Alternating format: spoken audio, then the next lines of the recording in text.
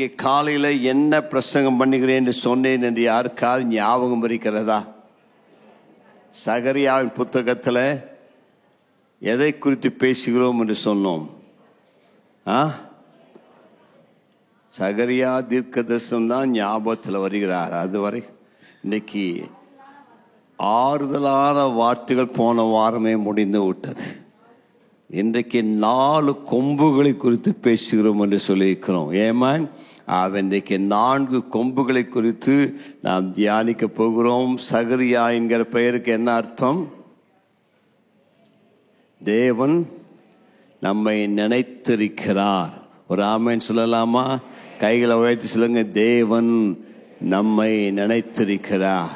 சகரியாவுடைய அப்பாவுக்கு பெயர் பெக்கியா அப்படின்னு சொன்னால் கர்த்தர் ஆசீர்வதிப்பா. சகரியாவின் தாத்தாவுக்கு பெயர் இத்தோ, குறித்த காலத்தில்.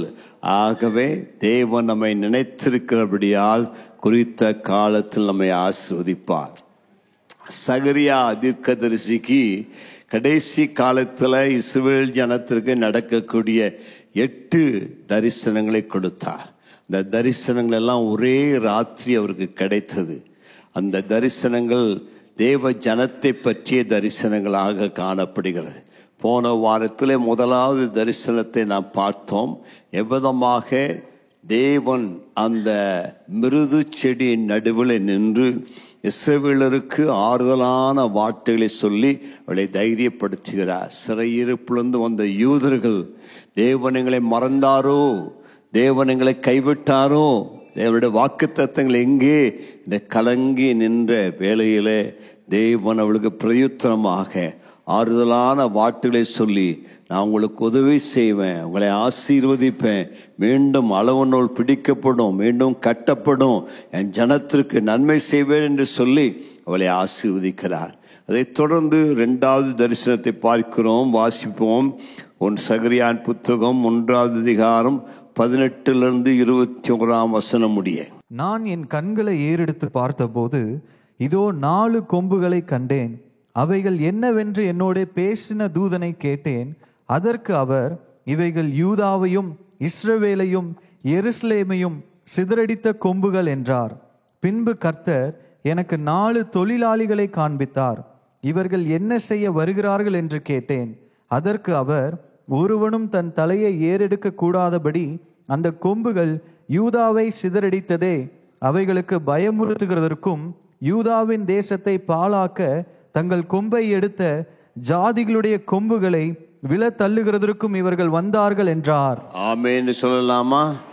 கண்களை மூடி ஜெபிப்போம். பரிசுத்த ஆவியானவரே, இந்த காலையில் உம்முடைய வார்த்தைகள் மூலம் எங்களோடு பேசுவீராக.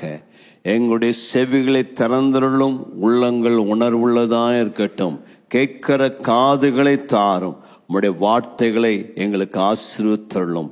இயேசுவின் நாமத்தில் பிதாவே, ஆமென். இந்த சகரியாவின் புத்தகத்தில் இந்த 4 கொம்புகள் குறித்து நான் பல முறை வாசித்திருக்கிறேன். எனக்கே ஒன்றும் புரியல.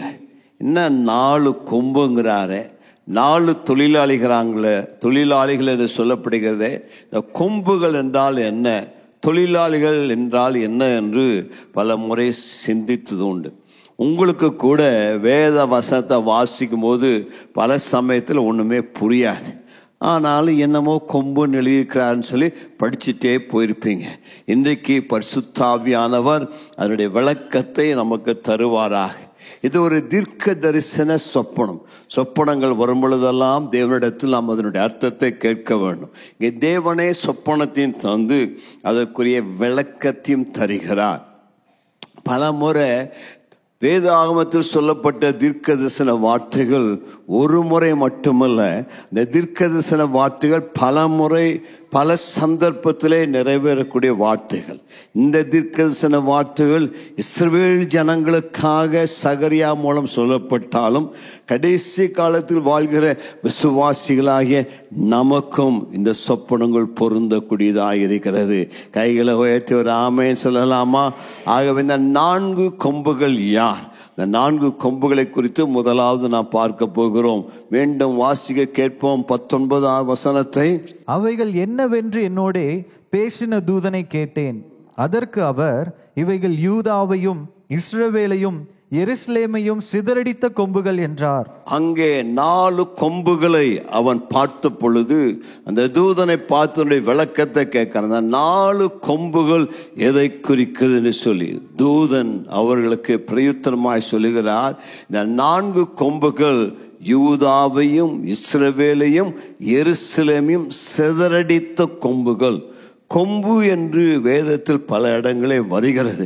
சில தேவ பிள்ளைகளுக்கு சாதகமாய் வருகிறது, சில கொம்புகள் தேவ பிள்ளைகளுக்கு எதிராய் வருகிறது. பொதுவாக கொம்புகள் என்று சொன்னாலே அது ஒரு பலத்தை குறிக்கிறது, அது ஒரு ஆக்ரோஷத்தை குறிக்கிறது, அது அவ்வளமான ஒரு சத்துவத்தை குறிக்கிறது. இங்கே அந்த கொம்புகள் இஸ்ரவேல் ஜனத்தை சிதறடித்த கொம்புகள்.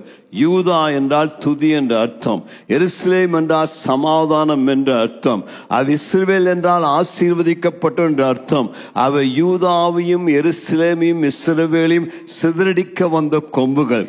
நீங்க இஸ்ரவேலுடைய சரித்திரத்தை வாசித்து பார்ப்பீர்கள் என்று சொன்னால், இஸ்ரவேல் ஜனத்துக்கு விரோதமாக பல ஜாதிகள், பல நாடுகள், பல தேசங்கள், பல ராஜாக்கள் எழும்பி அவளுக்கு எதிராக யுத்தம் பண்ணினார்கள், அவளை சிதறடித்தார்கள்.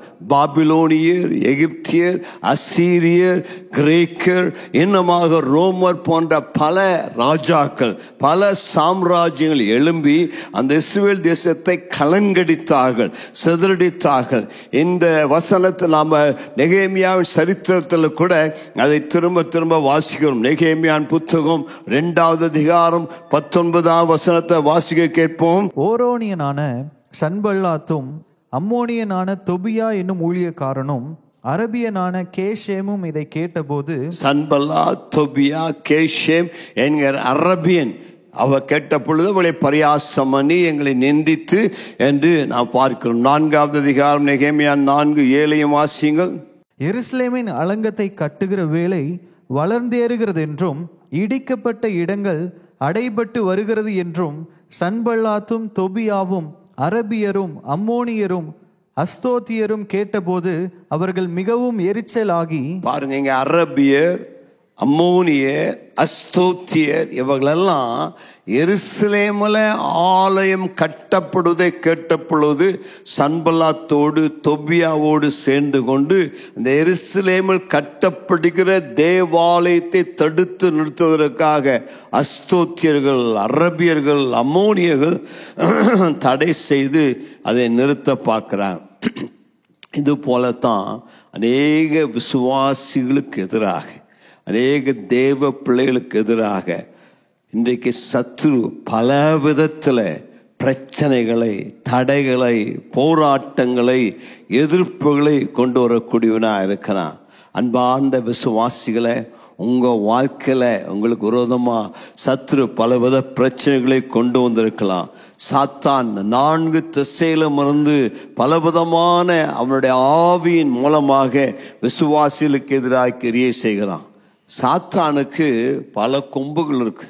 வெளிப்படுத்தின விசேஷத்தில் 10 கொம்புகளுள்ள மிருகம். கொம்பு அதிகமாக அதிகமாக பவர் கூடுகிறதுன்னு சொல்லி அர்த்தம். ஒரு கொம்பு இருந்தாலே பயங்கரம், அதில் 10 கொம்பு இருந்தால் பயங்கரமான பிசாசுடைய வல்லமை, அதிகாரம் என்று சொல்லி பார்க்கிறோம். இந்த கொம்புகள் அவனுடைய துன்மார்க்கமான ஆலோசனையை, அவனுடைய திட்டங்களை, நமக்கு விரோதமாய் தீட்டக்கூடிய சதி திட்டங்களை, நமக்கு விரோதமாய் பயன்படுத்தக்கூடிய ஆயுதங்களை குறிக்கக்கூடியதாக இருக்கிறது. இன்றைக்கும் சத்துருவின் பல அந்தகார வல்லமைகள் தேவ ஜனத்தை தாக்கி கொண்டிருக்கின்றன. ஒவ்வொரு நாளும் பிசாசு உங்களுடைய வாழ்க்கையில தன் கொம்புகளை வைத்து உங்களை முட்ட பார்க்கிறான். உங்களுக்கு எதிராக பல பிரச்சனைகளை கொடுக்க பார்க்கிறான். இன்னைக்கு அநேக விசுவாச குடும்பங்களில் சத்துருனால் வரக்கூடியதான சோதனைகளை பார்க்கிறோம், தடைகளை பார்க்கிறோம், பிரச்சனைகளை பார்க்கிறோம். அவங்க வாழ்க்கையை ஆசீர்வதிக்க முடியாதபடி சத்துரு தடை செய்கிறான். அவங்க வாழ்க்கையில மன சோர்வை கொடுக்கிறான், அவங்க வாழ்க்கையில அதைரியத்தை கொடுக்கிறான், அவங்க வாழ்க்கையில பயத்தை கொடுக்கிறான், குடும்பங்களுக்குள் பிரச்சனை உண்டு பண்ணுகிறான், விவாகரத்து செய்ய முடியாத சூழ்நிலைகளை உருவாக்கி கொடுக்கிறான், பயத்தை கொடுக்கிறான், அவிசுவாசத்தை கொடுக்கிறான், வியாதிகளை கொடுக்கிறான், பலவித கட்டுகளில் வைத்திருக்க பார்க்கிறான். சில குடும்பங்களை சத்துருவானவன் தன்னுடைய ஆவிகளை ஏவி விட்டு மந்திரவாதங்களால பிள்ளி சுனிங்களால அவளை கட்டி வைக்க பார்க்கிறான். இவ்விதமாய் சத்துருவானவன் அநேக விசுவாசிகளுக்கு விரோதமாக நாள்தோறும் போராடி கொண்டே இருக்கிறான். குடும்பங்களை பிரிவினை, வியாபாரத்தில் நஷ்டம், தொழிலே ஆசீர்வாதம் இல்லை, ஒரே குழப்பங்கள், சமாதானம் இல்லாத சூழ்நிலைகள், இவற்றின் மூலமாக பிசாசு அநேக விசுவாசிகளை தாக்கக்கூடியவனாய் இருக்கிறான்.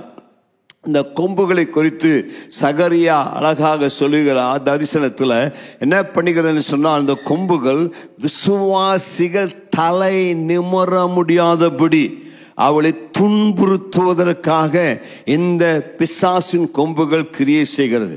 உங்க வாழ்க்கையில பல சமயத்துல இங்க தலை நிமிர முடியாதபடி நீங்கள் தைரியமாய், உற்சாகமாய், துணிச்சலாய் தேவனுடைய வேலையை நடப்பிக்க முடியாதபடி உங்க வாழ்க்கையில குழப்பத்தை, மன உளைச்சலை ஏற்படுத்தி உங்கள் வாழ்க்கையை அது அவதமாய் செய்கிறது. கொம்புடைய வேலையை சிதறடிக்கிற வேலை. நீங்க குடும்பமா ஒன்றா இராதபடி உங்களை சிதறடிக்க பார்க்கிறது. சபையை விட்டு உங்களை சிதறடிக்க பார்க்கிறது. உங்கள் பிள்ளைகளை சிதறடிக்க பார்க்கிறது.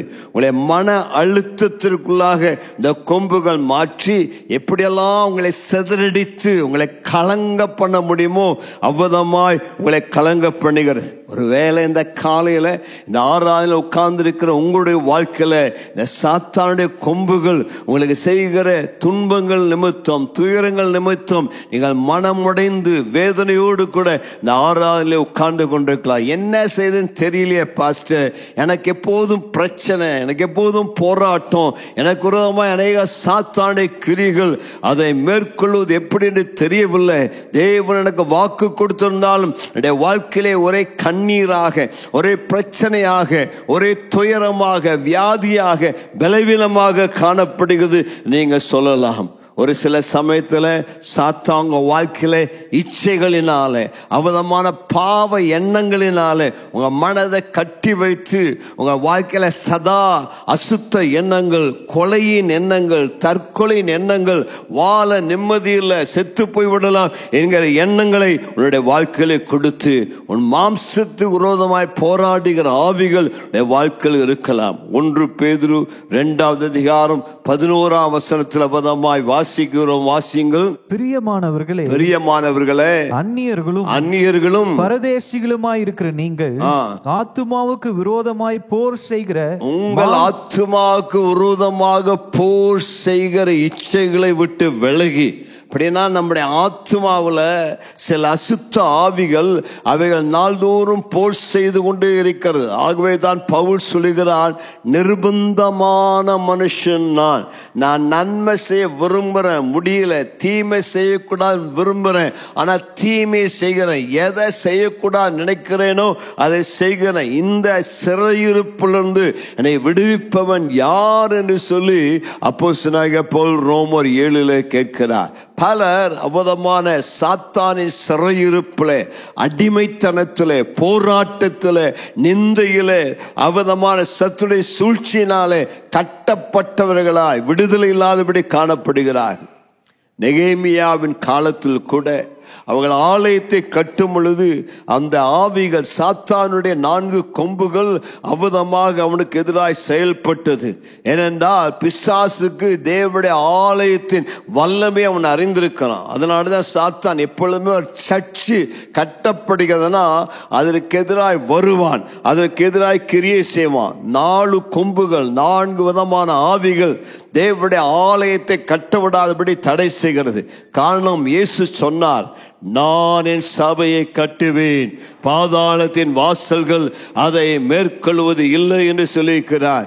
எப்பேற்பட்ட கொம்புகள் சபைக்கு எதிராய் வந்தாலும், தேவனுடைய ஆலயத்தை கட்டுவதற்கு எதிராய் வந்தாலும், தேவனாகிய கர்த்தர் அந்த கொம்புகளின் வல்லமையை முறியடித்து நமக்கு ஜெயத்தை தர வல்லவராக இருக்கிறார். செருபாபேலின் காலத்தில் கூட அந்த கொம்புகள் அந்த ஆலயத்தை கட்ட விடாதபடி பல தடைகளை கொண்டு வந்தன, பலரை எழுப்பி போய்விட்டன.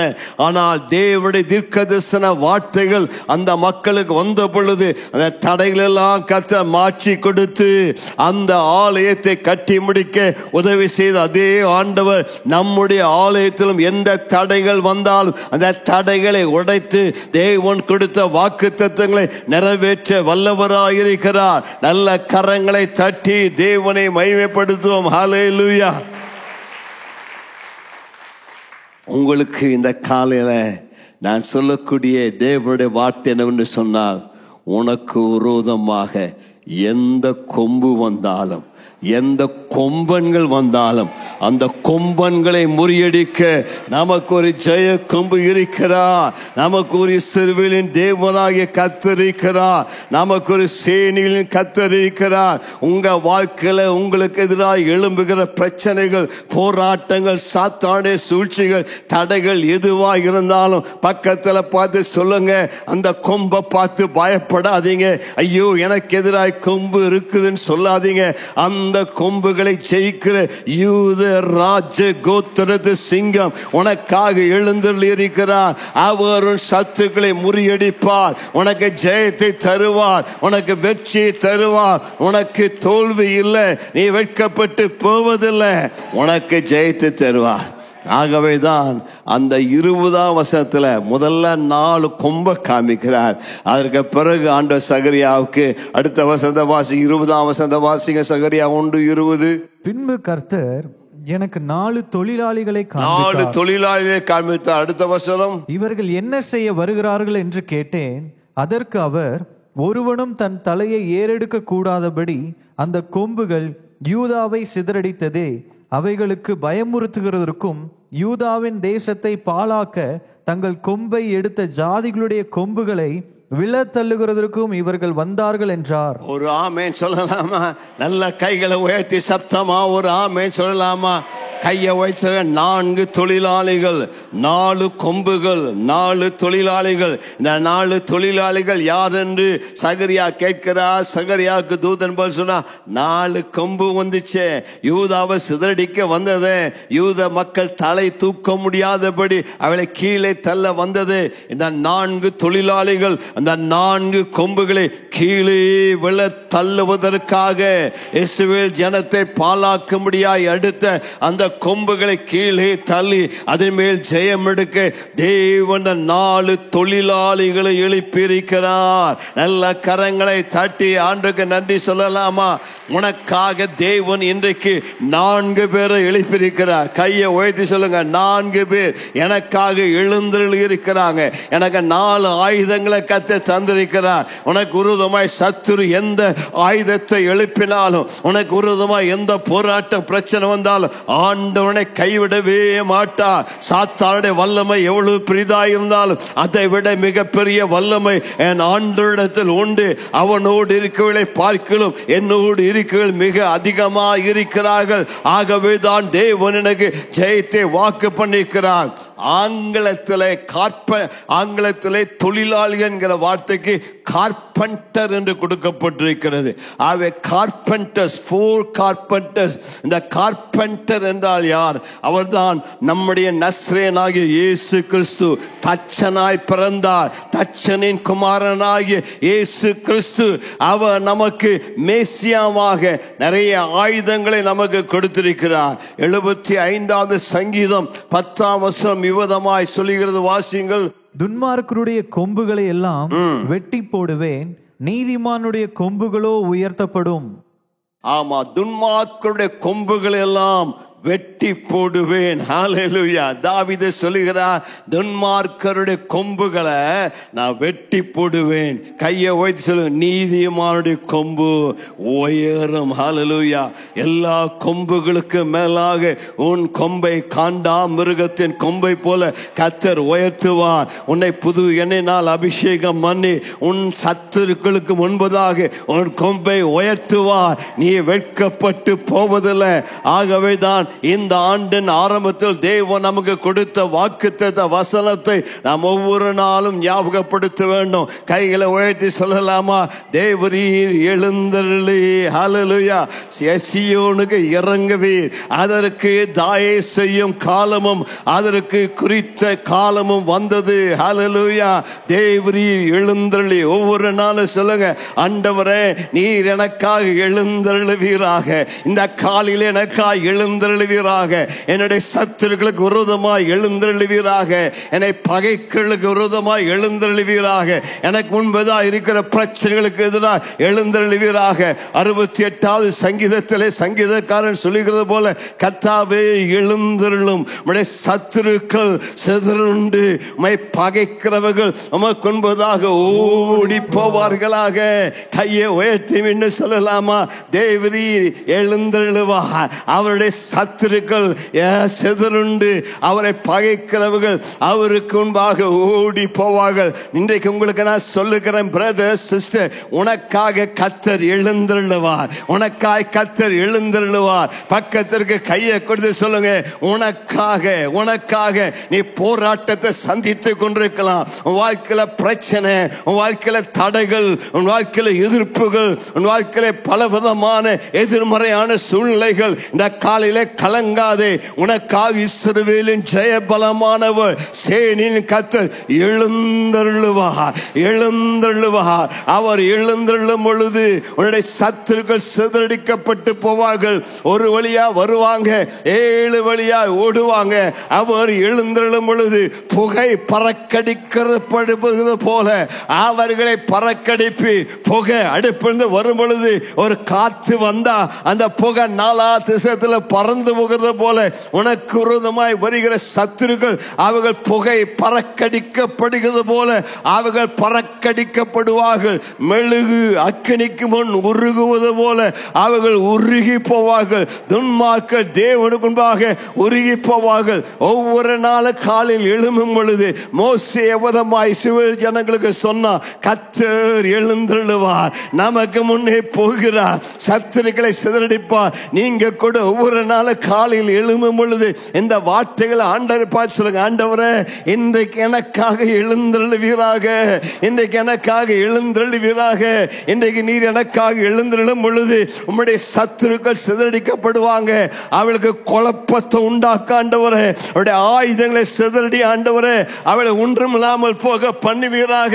எனக்காக எழுந்தருளுகிற தெய்வமே, என் சத்துருக்களை சிதறடிக்கிற தெய்வமே, கர்த்தர் எனக்காக எழுந்தருளுவீராக. உன் சத்துருக்கள் உன்னுடைய குடும்பத்தினர் அல்ல, உன்னுடைய உறவினர்கள் அல்ல, உனக்கு இருக்க ஒரே சத்துரு பிசாசு தான்.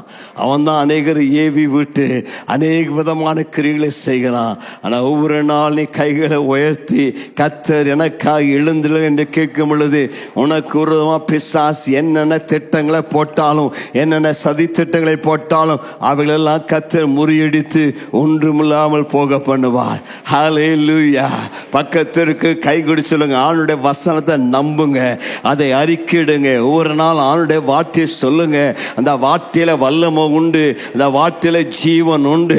அந்த வார்த்தையை சொல்லும் பொழுது அந்த வார்த்தையின்படி கர்த்தர் செய்வார். எரேமியா 30:16 இவ்விதமாய் சொல்லுகிறது, குறிச்சு கொள்ளுங்க. எரேமியா 30:16, ஆதலால் உன்னை பட்சிக்கிறவர்கள் பட்சிக்கப்படுவார்கள், உன் சத்துருக்கள் எல்லாரும் சிறைப்பட்டு போவார்கள், உன்னை சூறையாடுவர்கள் சூறையாடப்படுவார்கள், உன்னை கொள்ளையிடுகிற அனைவரையும் கொள்ளைக்கு ஒப்பு கொடுப்பேன். ஏசியா 41:11-12 சொல்லுகிறது, உண்மையில் எரிச்சலாயிருக்கிற யாவரும் வெட்கி லட்சையிடுவார்கள், உன்னோடைய வழக்காடிகள் நாசமாகி ஒன்றுமில்லாமற் போவார்கள், உன்னோடைய போராடினவர்களை தேடியும் காணாதிருப்பாய், உன்னோடு யுத்தம் என்ன மனுஷர் ஒன்றுமில்லாமல் இல்பொருளாய் மாறுவார்கள். நல்ல கரங்களை தட்டி தேவனை மயப்படுத்துவோமா? இந்த வாக்கு தத்தங்களை பற்றி கொண்டு இந்த வாக்கு தத்தங்களை அறிக்கையிடுங்க. ஆண்டவர் சகரியாவுக்கு இந்த 4 கொம்புகளை முறியடிக்கக்கூடிய 4 தொழிலாளிகளை காண்பித்தார். இன்றைக்கு பழைய ஏற்பாட்டிலிருந்தும் புதிய ஏற்பாட்டிலிருந்தும் அந்த 4 காரியங்கள் என்ன என்பதை உங்களுக்கு வேகமாய் சொல்ல விரும்புகிறேன். ஒவ்வொரு காரியத்தை குறித்து ஒரு நாள் பிரசங்கம் பண்ண வேண்டும். ஆனால் இன்றைக்கு நாளையும் சேர்த்து 15 நிமிஷத்துக்குள்ள பேச முயற்சிக்கிறேன். கர்த்தர் எனக்கு உதவி செய்ய ஜெபித்துக் கொள்ளுங்கள். ஹல்லேலூயா.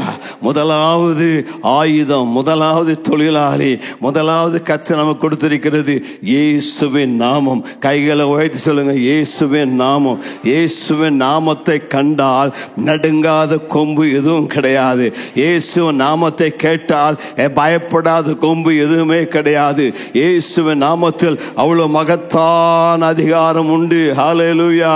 லூக்கா எழுதின சுவிசேஷம் 1வது அதிகாரம் 74 75 வசனத்தை வாசிங்க.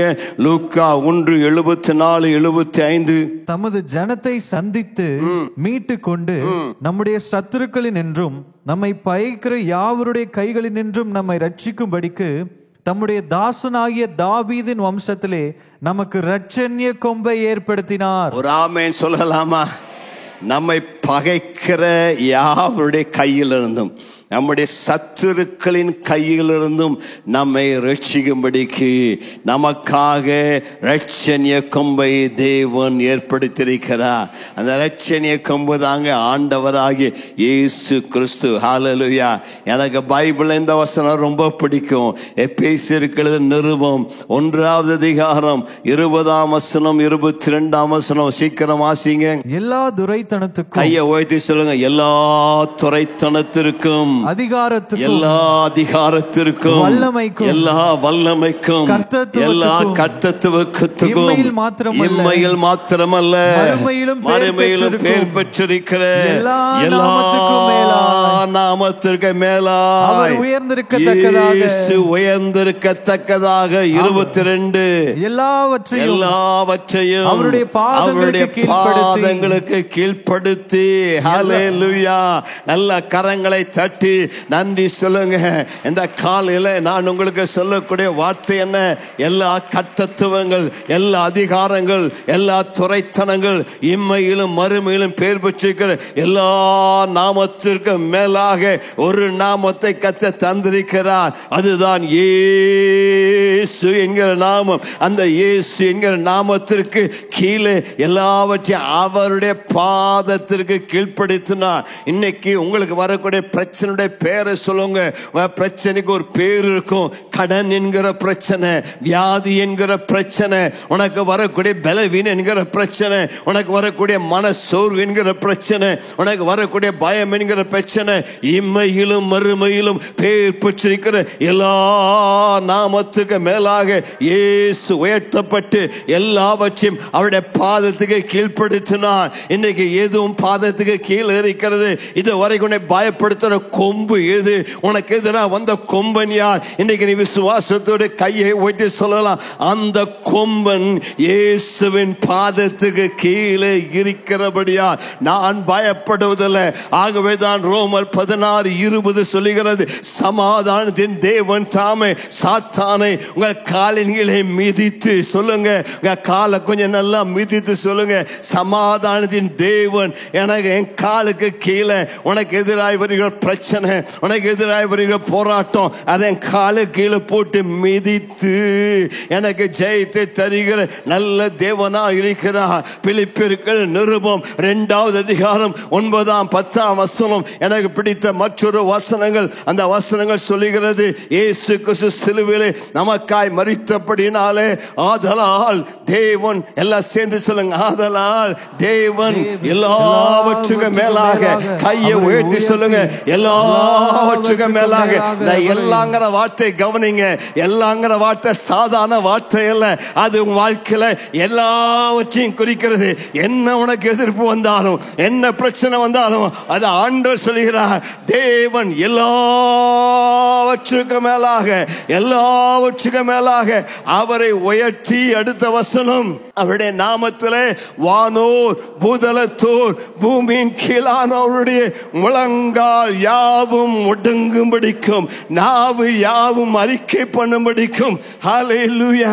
கைகளை உயர்த்தி சொல்லுங்க, இயேசு இயேசு இயேசுங்கிற நாமத்தை சொன்னா எல்லா அதிகாரம் முடங்கணுங்க, எல்லா காரியங்கள் முடங்க வேண்டும், எல்லா வியாதிகள் முடங்க வேண்டும், எல்லா சத்தின் வல்லமைகள் முடங்க வேண்டும், எல்லா அந்தகார சக்திகள் முடங்க வேண்டும், எல்லா மந்திர சக்திகள், எல்லா பிசாசின் வல்லமைகள், எல்லா இருளின் சூழ்ச்சிகள் உனக்கு விரோதமாய் எந்த ஆயுதம் வந்தாலும் இயேசுன்னு சொல்லும் பொழுது எல்லா நாமத்துக்கு மேலாய் அவர் உயர்ந்திருக்கிறபடினாலே அவைகள் கீழே பணிய வேண்டும். இன்றைக்கு நான் சொல்லுகிறேன், இயேசுவின் நாமத்தினாலே உனக்கு விரோதமாய் எந்த பிரச்சனை வந்தாலும் அது பணிவாயாக, அது குனிவாயாக, அது ஒன்றுமில்லாமல் போவதாக. 1 கொரிந்தியர் 15 சொல்லும் பொழுது கர்த்தராகிய இயேசுவின் நாமத்தினாலே நமக்கு ஜெயம் கொடுக்கிற தேவனுக்கு ஸ்தோத்திரம். அல்லாத ஒரு ஹல்லேலூயா சொல்லுங்களேன், நல்லாதான் சொல்லுங்களேன், உங்க நெஞ்சு மேல கவிழ்த்து சொல்லுங்களேன். கர்த்தராகிய இயேசுவின் நாமத்தினாலே, எந்த நாமத்தினாலே, எந்த நாமத்தினாலே, எந்த நாமத்தினாலே, அந்த இயேசுங்கிற பேருக்கு ஒரு வல்லமை இருக்குதுங்க. அது கர்த்தருடைய நாமம். கையை உயர்த்தி சொல்லுங்க, கர்த்தருடைய நாமம் எனக்கு பலத்த துருகம். நான் பயப்படுகிற நாளிலே அந்த துருகத்துக்குள்ள ஓடி போய் ஒளிந்து கொள்ளுவேன். எனக்கு எதிராக சத்துரு வெள்ளம் போல வரும் பொழுது அந்த துருகத்துக்குள்ள ஓடி போய் ஒளிந்து கொள்ளுவேன். கர்த்தரின் நாமம், கர்த்தரின் நாமம், கர்த்தரின் நாமம், இயேசுவின் நாமம். எப்பேற்பட்ட ராட்சதம் வந்தாலும் பயப்படுறதில்லை. பழைய ஏற்பாட்டின் காலத்தில் பெலிஸ்தர்கள் இஸ்ரவேலுக்கு எதிராக வந்தாங்க, தாவீதுக்கு எதிராக வந்தாங்க, ரெஃபாயிம் பள்ளத்தாக்குல வந்தாங்க. ரெஃபாயிம் என்று சொன்னால் ராட்சதர்களின் பள்ளத்தாக்கு. ரெஃபாயிம் பள்ளத்தாக்குல பெலிஸ்தர்கள் வந்தாங்க. பெலிஸ்தர் என்று சொன்னால் ஸ்பிரிட் ஆஃப் இன்டிமிடேஷன், பயப்படுத்துகிறவர்கள், பயமுறுத்துகிற ஆவி. அந்த கோலியாத்தை பார்த்தாலே இஸ்ரவேலின் ராணுவமே பயந்தது. இஸ்ரவேல் அவ்வளோ யுத்த வீரர்கள், பென்யமீனர்கள் பயங்கரமான யுத்த வீரர்கள். எல்லாம் கோலியாத்தை பார்த்தோன்னே பாடா உயரண்டா, இவனை யாருடா சண்டை போட முடியும்னு சொல்லி எல்லாம் ஓடி போனாங்க.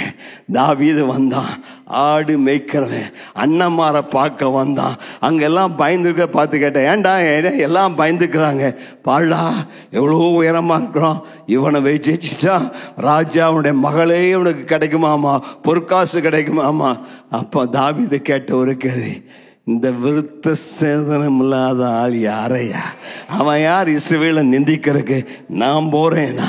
5 கல் எடுத்தான், கூழாங்கல் விசுவாசத்துல 5 கல்லை எடுத்து அவன் அந்த பெலிஸ்தனுங்க நேரா போய் சொன்னான், டேய் நீ நிந்திக்கிற கர்த்தருடைய நாமத்தினால, கைகளை உயர்த்தி சொல்லுங்க, நீ நிந்திக்கிற கர்த்தருடைய நாமத்தினால, நீ நிந்திக்கிற கர்த்தருடைய நாமம் அது பெரிய நாமம், அது சேனையின் கர்த்தர், அது யெகோவா நிசி, அது ஜெயம் தருகிற நாமம். எப்பேற்பட்ட ராட்சதர் உனக்கு எதிராய் வந்தாலும், எப்பேற்பட்ட கோலியாத்து உனக்கு எதிராய் வந்தாலும் பயப்படாத, பயப்படாத. கர்த்தர் உனக்கு ஜெயத்தை தருகிறவர், வெற்றியை தருகிறவர். உனக்கு இயேசு நமக்கு கொடுத்த அதிகாரம், என் நாமத்தை சொல்லு வியாதி சுகமாகும், என் நாமத்தை சொல்லு பிசாசு ஓடும், என் நாமத்தை சொல்லு அற்புதம் நடக்கும். கைகளை வைத்து சொல்லுங்க, இயேசு. நல்ல சத்தமா சொல்லுங்களேன், 2-3 நிமிஷம் சொல்லிட்டே இருங்க, இயேசு இயேசு.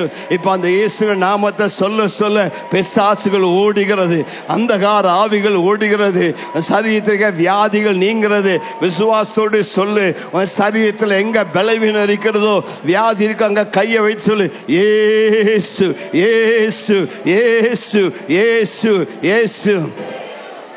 ஆங்கிலத்தில் ஒரு அழகான பாடல் உண்டு, அந்த பாடல் எனக்கு மிகவும் பிடிக்கும். அந்த பாடல் சொல்லுகிறது, I just want to speak the name of Jesus over every heart and over every mind, because I know there is peace within your presence. I speak Jesus. ஒரு ஆமென் சொல்லாமா? நான் இயேசுவின் நாமத்தை பறைசாற்ற விரும்புகிறேன். நான் இயேசுவின் நாமத்தை சொல்லும் பொழுது அந்த நாமத்தில் எனக்கு சமாதானம் உண்டு. அந்த இயேசுவின் நாமத்தை சொல்லும் பொழுது அவருடைய பிரசன்னத்துக்குள் நான் கடந்து வருகிறேன்.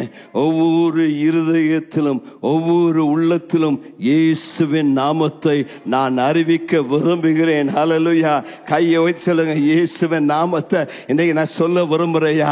இயேசு நாமத்தை சொன்னா இருள் மாறும். சொல்லுங்களேன், இயேசு நாமத்தை சொல்ல சொல்ல உங்க வாழ்வில் இருக்க இருளின் தாக்கம் மாறும், இருள் மாறும். இயேசு நாமத்தை சொல்ல சொல்ல உனக்கு விடுதலை உண்டாகும். இயேசு நாமத்தை சொல்ல உனக்கு நம்பிக்கை உண்டாகும். நான் இயேசு நாமத்தை பிரகடனம் செய்கிறேன். ஏனென்றால் அவருடைய நாமம் வல்லமை உள்ளது, அவருடைய நாமம் சுகம் அளிக்கிறது, அவருடைய நாமத்தில் ஜீவன் உள்ளது, அவருடைய நாமம் அரண்களை நிர்மூலமாக்கிறது, அவருடைய நாமம் இருளே பிரகாசிக்கிறது, அவருடைய நாமம் அக்கினியாய் பிரகாசித்து எரிகிறது. அவருடைய நாமத்தை சொல்லும் பொழுது பயம் மாறுகிறது, அவருடைய நாமத்தை சொல்லும் பொழுது கலக்கம் நீங்கிறது, அவருடைய நாமத்தை சொல்லும் பொழுது மன அழுத்தத்திலிருந்து நான் விடுதலையாக்கப்படுகிறேன். அவருடைய நாமத்தை சொல்லும் பொழுது சிறைப்பட்ட வாழ்க்கை மாறுகிறது.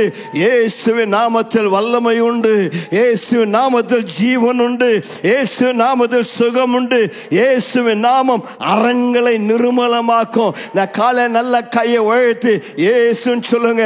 இந்த காலை இயேசு நாமத்தை நீ வீட்டில் சொல்லும் பொழுது வீட்டில் இருக்கிற குடிகார மனம் திரும்புவான், ட்ரக் அடிக்ட் மனம் திரும்புவான். இயேசு நாமத்தை சொல்லும் பொழுது ரட்சிக்கப்படாதவர்கள் ரட்சிக்கப்படுவார்கள். இயேசு நாமத்தை சொல்லும் பொழுது குடிகாரர்கள் மனம் திரும்புவார்கள். இயேசு நாமத்தை சொல்லும் பொழுது துன்மார்க்கர் மனம் திரும்புவார்கள். அந்த இயேசு நாமத்திற்கு வல்லமை கண்டு சாத்தான் பயப்படுகிறான். ஆகவே தான் இயேசு நாமத்தை சொல்ல நான் வாஞ்சிக்கிறேன். இங்க யாராவது வாயை திறந்து இயேசு நாமத்தை சொல்லாம இருந்தீனா நீ இருள் இருக்கிறாய், நீ சிறைச்சாலையில் இருக்கிறாய், நீ குழப்பத்தில் இருக்கிறாய். ஆனால் நீ தேவனுடைய பிள்ளையாய் இருந்தால் நல்ல கைகளை தட்டி இயேசு இயேசு என்று ஆர்ப்பரி. உள்ளத்தில் சமாதானம் வரும். இயேசு என்று சொல்லும் பொழுது வாழ்க்கையில் விடுதலை வரும். இயேசு நாமத்தை சொல்லும் பொழுது உனக்கு அற்புதம் நடக்கும். இந்த கலந்த இயேசுவின் நாமத்தை நான் பிரகடனப்படுத்துகிறேன். இயேசுவின் நாமத்தை நான் பறைசாற்றுகிறேன். இயேசு நாமத்தை மகிழ்ச்சியோடு கம்பீரமாய் அறிவிக்கிறேன். இயேசு நாமத்தை சொல்லும் பொழுது பிசாசுகள் பயந்து நடுங்கிறது. இயேசு நாமத்தை சொல்லும் பொழுது சங்கிலிகள் அருந்து விழுகிறது. இயேசு நாமத்தை சொல்லும் பொழுது பலவீனங்கள் ஓடுகிறது. ஷாபா ரகந்தானாமா ரேகே பரியாக்கா ரோ ஷக்கலமா. இயேசுவின் நாமத்தை இன்றைக்கு நான் பிரகடனம் செய்கிறேன். எப்பேற்பட்ட உனக்கு விரோதமாய் கொம்புகள் வந்தாலும் கொம்பன் வந்தாலும் அதை கீழே விழ தள்ளுகிற ஒரு நாமம் உண்டு, அதுதான் இயேசுவின் நாமம். ஹல்லேலூயா. கர்த்தருக்கு மகிமை உண்டாவதாக. ரெண்டாவது சொல்லலாமா வேண்டாமான்னு யோசிக்கிறேன். ரெண்டாவது தேவன் நமக்கு கொடுத்திருக்கிற ஆயுதம் தேவனுடைய வார்த்தை. எல்லாம் சொல்லுங்க, கையில் சொல்லுங்க, இயேசுவின் வார்த்தை. இயேசுவின் நாமத்தில் ஒரு அற்புதம், ரெண்டாவது இயேசுவின் வார்த்தையில் ஒரு அற்புதம்.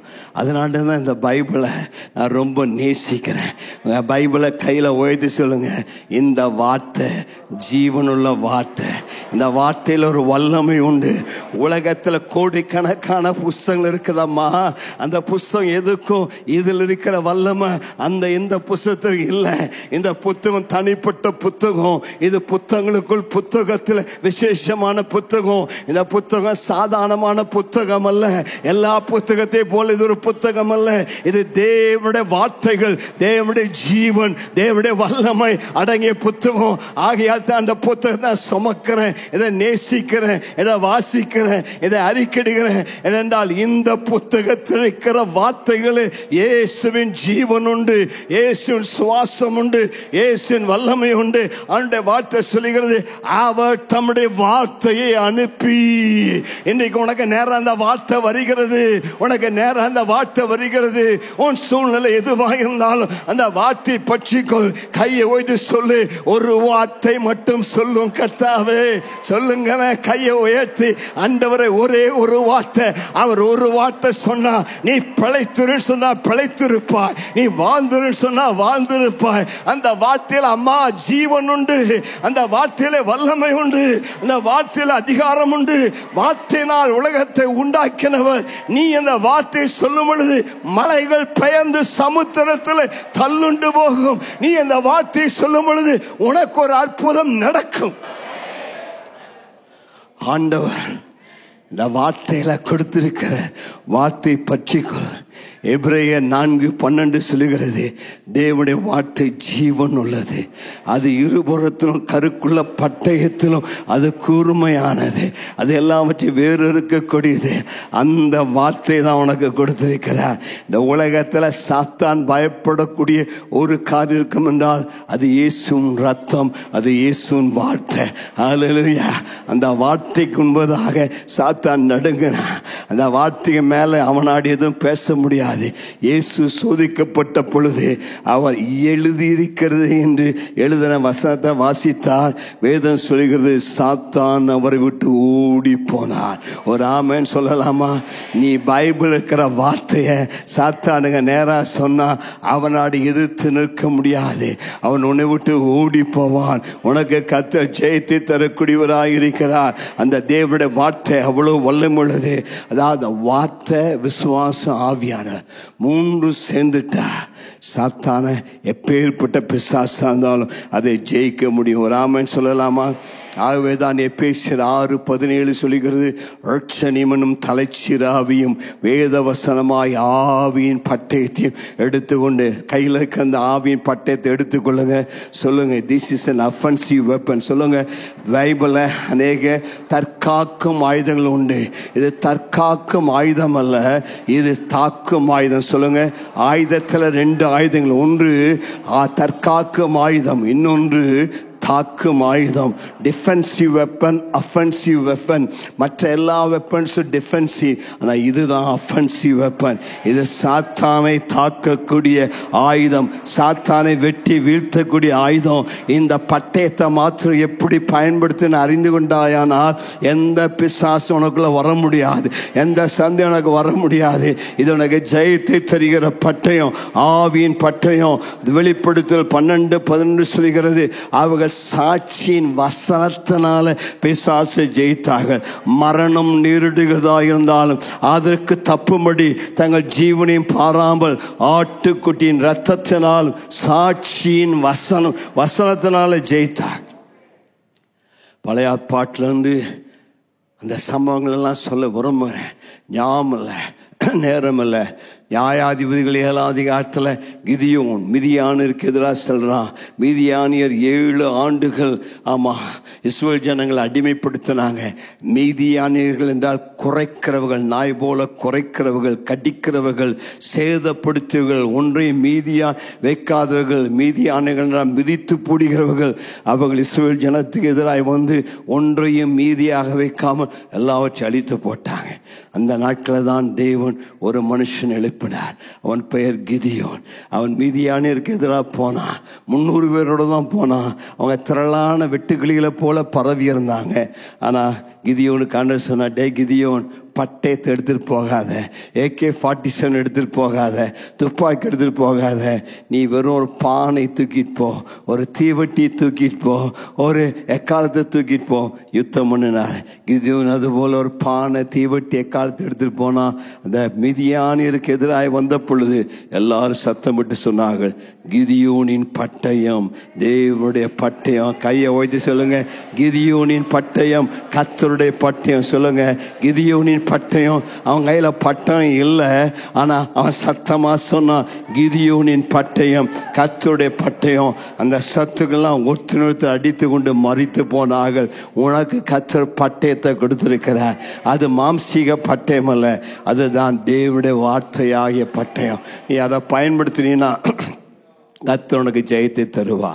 மூன்றாவது கர்த்தர் நமக்கு கொடுத்திருக்கிற ஆயுதம் ஆண்டவரை உயர்த்தி துதிக்கிற துதியாக இருக்கிறது. ஒரு ஆமென் சொல்லலாமா? 149:8-9 வாசிங்க. சங்கீதம் 149:8-9. அவர்கள் வாயில் கர்த்தரை உயர்த்தும் துதியும், அவர்கள் வாயில் கர்த்தரை உயர்த்தும் துதியும், அவர்கள் கையில் இருபுறமும் கருக்குள்ள பட்டயமும் இருக்கும். அவர்கள் கையில் இருபுறமும் கருக்குள்ள பட்டயம். எல்லாம் சொல்லுங்க, அவர்கள் வாயில் சொல்லுங்களேன். அவர்கள் வாயில். உங்க வாயில் என்ன இருக்குதுங்க? உங்க வாயில என்ன இருக்குங்க சொல்லுங்களேன். அவர்கள் வாயில் கர்த்தரை உயர்த்தி துதிக்கிற துதி. உங்க கையில என்ன இருக்க வேண்டும்? இருபுறம் கருக்குள்ள பட்டயம். இந்த ரெண்டும் உங்களுக்கு இருந்துட்டா போதுங்க. அவங்க வாயில கர்த்தரை உயர்த்தி துதிக்கிற துதி, கையில இருபுறம் கருக்குள்ள பட்டயம். அடுத்த வசனம் வாசிங்க. 149:7. அவர்களுடைய ராஜாக்களை சங்கிலிகளாலும் அவர்களுடைய மேன்மக்களை இருப்பு விலங்குகளாலும் கட்டவும், எழுதப்பட்ட நியாய தீர்ப்பை அவர்கள் பேரில் செலுத்தவும், அவர்கள் வாயில் கர்த்தரை உயர்த்தும் துதியும், அவர்கள் கையில் இருபுறமும் கருக்குள்ள பட்டயமும் இருக்கும். நல்லா கையை உயர்த்தி துதிக்கும் போது என்ன பண்றீங்க சொல்லுங்களேன்? என்ன பண்றீங்க சொல்லுங்க?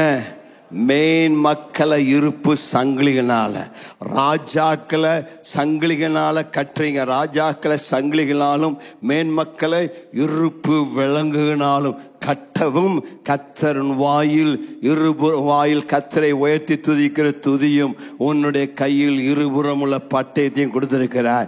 எப்பெல்லாம் கர்த்தருடைய ஆலயத்தில் வந்து அமைதியா இராதபடி கர்த்தரை ஆராதிய நேரத்தில் நல்லா கர்த்தரை துதிக்கிறாயோ, கர்த்தரை உயர்த்துகிறாயோ, கையை உயர்த்தி ஹல்லேலூயான்னு சத்தமாய் சொல்லுகிறாயோ, அப்போல்லாம் நீ என்ன பண்ணுகிறாய்? உனக்கு விரோதமாய் வருகிற அந்த பொல்லாத ராஜாக்கள், அந்த பொல்லாத கொம்புகளை கட்டுகிறாய், சங்கிலிகளாலே கட்டுகிறாய். உன்னை கட்டினவனை கட்டி உன்னை அடிமைப்படுத்தக்கூடிய ஆயுதம் தான் கர்த்தரை உயர்த்தி துதிக்கிற துதி. இந்த சத்தியத்தை அநேகர் அறியாதபடினால்தான் கர்த்தரை துதிப்பதில்லை. அவள் அமைதியா இருக்கிறாங்க, மௌனமா இருக்கிறவர்கள். அவர்கள் அப்படி பாதாளத்தில் இறங்குறவர்கள். நீ மௌனமா இருந்தீனா பாதாளத்தில் இறங்குவனுக்கு சமம். ஏயா நான் கர்த்தரை துதிக்கிறேன், ஜீவனுள்ள யாவும் கர்த்தரை துதிப்பதாக. மாம்ச தேகத்துல மூச்சு விடுற எல்லாரும் கர்த்தரை துதிப்பார்களாக. இந்த கனமுடைய பரிசுத்தவான்களுக்கு பக்கத்துல பார்த்து சொல்லுங்க, கர்த்தரை துதிக்கிறது அது ஒரு கனங்க, அது ஒரு பாக்கியங்க, அது ஆண்டவனை கொடுத்த ஒரு ஸ்லாக்கியங்க. கர்த்தரை துதிக்கிற பாக்கியத்தை உனக்கு கொடுத்திருக்காருங்களே. நீங்க நல்லா கர்த்தரை துதிக்க வேண்டாமா? விடுதலையோடு கர்த்தரை துதிக்க வேண்டாமா? என் நாவு கர்த்தரை எப்பொழுது துதித்து கொண்டே இருக்கும். கர்த்தருக்கு ஆத்துமா மேன்மை பாராட்டும். என்னாடி சும்மா இருக்க முடியல, என்னாடி அமைதியா இருக்க முடியல. ஞாயிற்றுக்கிழமை ஆராதனைக்கு வந்தா என் கால்கள் குதிக்க விரும்புகிறது, என் கைகள் உயர்த்த விரும்புகிறது. நான் கொஞ்சம் ஆண்டவர் நல்ல சந்தோஷமா துதிக்க விரும்புகிறேன். ஏனென்றால் துதிக்க துதிக்க துதிக்க எனக்கு வெற்றி வருகிறது. துதிக்க துதிக்க துதிக்க எனக்கு வழி பிறக்கிறது. துதிக்க துதிக்க எனக்கு ஜெயம் உண்டாகிறது. துதிக்க துதிக்க தூதர்கள் எனக்காய் விடுவிக்கப்படுகிறார்கள். துதிக்க துதிக்க அடைபட்ட வழிகள் எனக்காய் திறக்கப்படுகிறது. நான் கர்த்தரை உயர்த்தி துதிக்கும் பொழுது எரிகோ கோட்டைகள் விழுகிறது. இதுவரை எனக்கு எதிராக இருந்த தடைகள், இதுவரை எனக்கு எதிராக இருந்த போராட்டங்கள், இதுவரை எனக்கு எதிராக இருந்த மதில்கள் இயேசுவின் நாமத்தில் கீழே விழுகிறது. நல்ல துதி துதி துதி துதி. கர்த்தரை துதிக்க துதிக்க இன்னைக்கு அநேக கோட்டைகள் தயாரிக்கப்படுகிறது, அநேக மதில்கள் கீழே விழுகிறது. உனக்கு ஜெயம் உண்டாகிறது. உனக்காக தேவ தூதர்கள் கட்டவிழ்த்து விடப்படுகிறார்கள். ஷபா ரகந்தானா மரா கபா ரிகாபாலா மாரியாக்கா. நாளை முழுவதும் தூதர்களை பார்க்கிறேன். நாளை முழுவதும் தூதர்கள் உனக்காக பணிவிடை செய்ய மேன்மக்களை கட்டுறாங்க. உனக்கு விரோதமா அநேகர் எழும்பி இருக்கிறாங்களா? உன்னை பல விதத்தில் உனக்கு விரோதமா பிரச்சனை பண்றாங்களா? நல்லா துதி, ஓயாமல் துதி, ஓயாமல் துதி, ஓயாமல் துதி. கர்த்தரை துதித்து கொண்டே இரு. ஒரு அற்புதத்தை பார்ப்பாய். இந்த வாரத்தில் ஒரு அற்புதத்தை பார்ப்பாய். இந்த வாரத்தில் கர்த்தர் உனக்காய் செய்கிற கிரிகளை பார்ப்பாய். இந்த வாரத்தில் கர்த்தர் உனக்காய் எழுந்தெழுவதை காண்பாய். உனக்கு விரோதமாய் வருகிற சத்துருக்கள் முறிந்தோடுவதை பார்ப்பாய். கர்த்தர் உனக்கு வெற்றியை ஜெயத்தை தருவார். துதிக்க துதிக்க வழி பிறக்கும். ஆண்டவரை துதித்தாங்க. ஓசனா ஓசனா, தாவீதின் குமாரனுக்கு ஓசனா என்று ஆர்ப்பரித்தார். துதி உனக்கு ஒரு பலனை உண்டு பண்ணும். அப்போஸ்தலர் 16 பவுலும் சீலாவும் சிறைச்சாலையில் இருந்த பொழுது அவள் துதித்தார்கள். துதித்த பொழுது என்ன நடந்தது? சங்கிலிகள் அருந்து விழுந்தன, கட்டுகள் முறிக்கப்பட்டன, சிறைச்சாலை கதவுகள் அசைக்கப்பட்டன, அநேகர் ரட்சிக்கப்பட்டாங்க. அதுதாங்க துதியின் வல்லமை. ஒரு ஆமேன் சொல்லலாமா? எல்லாரும் எழுந்து நிற்போமா? 4வது ஆயுதம் கர்த்தர் நமக்கு தந்திருக்கிறது, பரிசுத்த ஆவியானுடைய அபிஷேகம். கைகளை உயர்த்தி சொல்லுங்க, தேவ ஆவியின் அபிஷேகம் மேல இருக்கிறது. 60வது சங்கீதம் 1-2 சொல்லுது, கர்த்தருடைய ஆவியானவர் என் மேல் இருக்கிறார், தரித்திருக்க சுவிசேஷ அறிவிக்க என்னை அபிஷேகம் பண்ணி இருக்கிறார். அபிஷேகம் நுகங்களை முறிக்கும். சத்துரு வெள்ளம் போல வரும் பொழுது ஆவியானவர் அவனுக்கு விரோதமாய் கொடியேற்றுவார் என்ற வார்த்தை சொல்லுகிறது. இயேசுவான பரிசுத்தாவினாலே நிறைந்தவராய் நன்மை செய்வராய் சுற்றி திரிந்தார். வியாதியில் அகப்பட்ட யாவரையும் பிசாசினால் கட்டப்பட்ட யாவரும் விடுதலையாக்கினார். அன்பு விசுவாசியே, உங்களுக்கு தெரியுமா, ஆண்டவர் உங்களுக்கு ஒரு சுதந்திரத்தை தந்திருக்கிறார், ஒரு அச்சாரத்தை தந்திருக்கிறார், யாருக்கும் இல்லாத ஒரு வல்லமை தந்திருக்கிறார். உனக்குள்ள பரிசுத்தாவியான இருந்தா அது உனக்குள்ள ஒரு போல்ட்னஸ் கொடுக்கும், அது உனக்குள்ள ஒரு தைரியத்தை கொடுக்கும், அது உனக்குள்ள ஒரு அசாதாரணமான நம்பிக்கை விசுவாசத்தை கொடுக்கும். ஆவியானவனுக்குள்ள இருந்தா நீ சத்துருவின் கோட்டைக்குள்ள சேனைக்குள்ள தைரியமாய் புகுந்து சாத்தானை தாக்க முடியும். அதுதான் போர் ஆயுதம். அதுதான் கர்த்தர் கொடுத்திருக்க வல்லமையான அபிஷேகம்.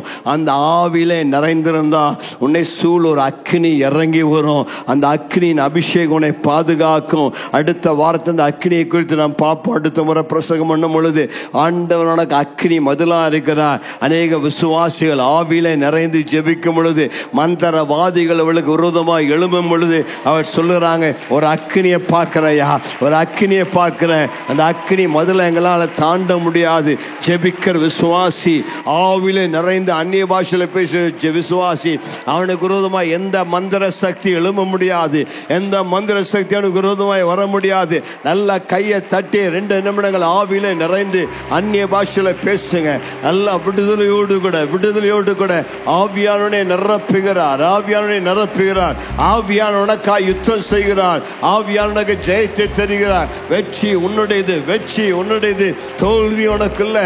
எனக்கு காத்திருக்கள் ஒரு பொழுது வெட்கப்பட்டு போவதில்லை என்று சொல்லு. மனா ரைகா தானா மாரா தூனா மாரா மகாலா தூனாமா ரேகே பேரே பேரி கேரா கலா என்று சத்துரு மின்னலை போல வானத்திலிருந்து கீழே விழுகிறான். மின்னலை போல வானத்திலிருந்து கீழே விழுகிறான். உனக்கு ஜெயம், உனக்கு வெற்றி, உனக்கு அற்புதம். ஓ ராமா மாமா மாமா மாமா ராபாலா ராமா ஷாக்கா. அநேக கட்டுகள் இன்றைக்கு முறிக்கப்படுகிறது, அநேக சங்கிலிகள் அருந்து விழுகிறது. ரமாலா மாரா தூனாமா. சங்கிலிகள் நிரந்தரமில்ல, சங்கிலிகள் நிரந்தரமில்ல, விலங்குகள் நிரந்தரமில்ல.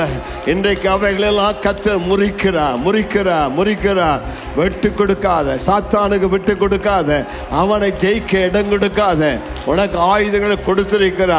நல்ல கையை ஓய்த்தி சொல்லு, இப்படித்தான் நான் யுத்தம் பண்ணுவேன், இப்படிதான் நான் யுத்தம் பண்ணுவேன், இப்படிதான் யுத்தம் பண்ணுவேன். எனக்கு யுத்தம் பண்ணுகிற ஆயுதங்கள் இதுதான். இயேசு நாமத்தை சொல்லுவேன், இயேசு நாமத்தை உயர்த்தி சொல்லுவேன், இயேசுவை உயர்த்தி துதிப்பேன். அவருடைய வாயின் வார்த்தைகளை சொல்லுவேன், அவரை உயர்த்தி ஸ்தோத்தரிப்பேன், அவருடைய ஆவியிலே நிரம்புவேன். எப்படிதான் யுத்தம் பண்ணுவேன். யுத்தம் பண்ண சத்துரு கீழே விழுவான். எந்த ராட்சதனாக இருந்தாலும், எந்த கொம்பனாக இருந்தாலும், உன்னை பயப்படுத்துற எந்த சூழ்நிலையா இருந்தாலும் இன்றைக்கு அது கீழே விழ தள்ளப்படுவதாக, அரண்கள் நிர்மூலமாக்கப்படுவதாக, கோட்டைகள் தகர்க்கப்படுவதாக, ஜெயம் உண்டாவதாக, வெற்றி உண்டாவதாக, அற்புதம் நடப்பதாக.